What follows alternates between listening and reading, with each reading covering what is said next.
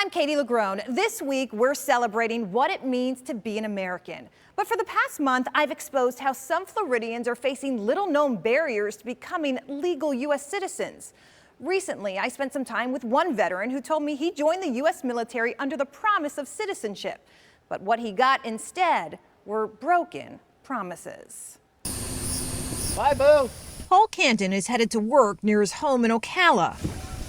On this day, a neighbor gives him a ride. I have somebody who gives me a ride to work, and then I get a ride home. Once I get a ride home, here I am. It's not that Canton doesn't know how to drive. It's that he's not legally allowed to. He can't get a driver's license or even an ID card. I kind of feel like I'm under house arrest. I can't go anywhere, do anything. There's a lot of restrictions with no identification. Can't even go cash a check. That's because Canton isn't a legal U.S. citizen, never has been, even though he spent the last 30 years living like one. These are some of the awards that I was given while I was in the military. It all started when Canton, who was born in New Zealand and raised in Australia, says he was recruited to join the U.S. military. That's right, Canton isn't American, but he's got all the goods to show he served as an American soldier in the U.S. Marines.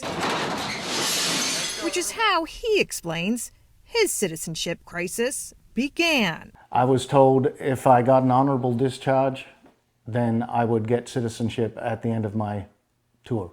Automatically?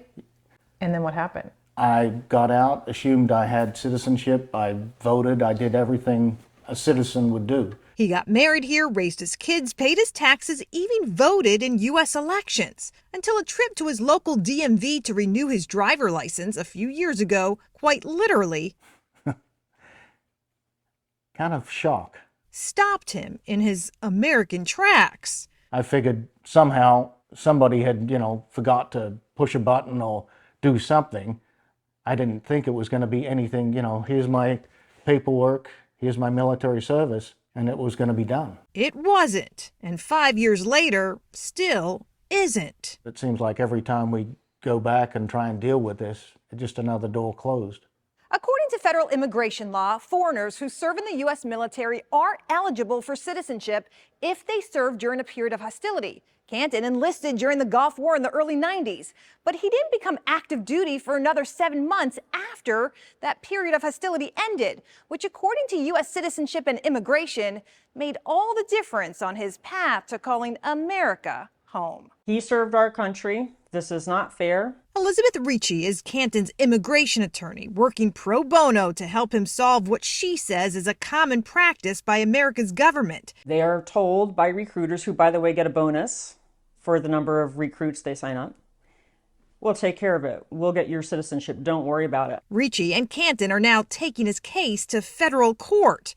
But the notion of America recruiting foreigners into its military under false promises isn't new. Unfortunately, it is not new. It has been going on for many years. Rose Carmen Goldberg is director of the Veterans Law Practicum at UC Berkeley School of Law. Earlier this year, the group released this report detailing America's long history of recruiting immigrants to serve our country only to abandon them after service. The report, titled Broken Promises. This problem is so big that the federal government itself doesn't even know the scope of the problem. In terms of the numbers of people, is there any way to quantify that? Rough estimates are hundreds or thousands. No one knows. In an email, a spokesperson from the Department of Defense said it does not sanction bringing immigrants into the U.S. military under false promises of obtaining citizenship, but goes on to state while non-citizens who enlist under the law are qualified for expedited naturalization,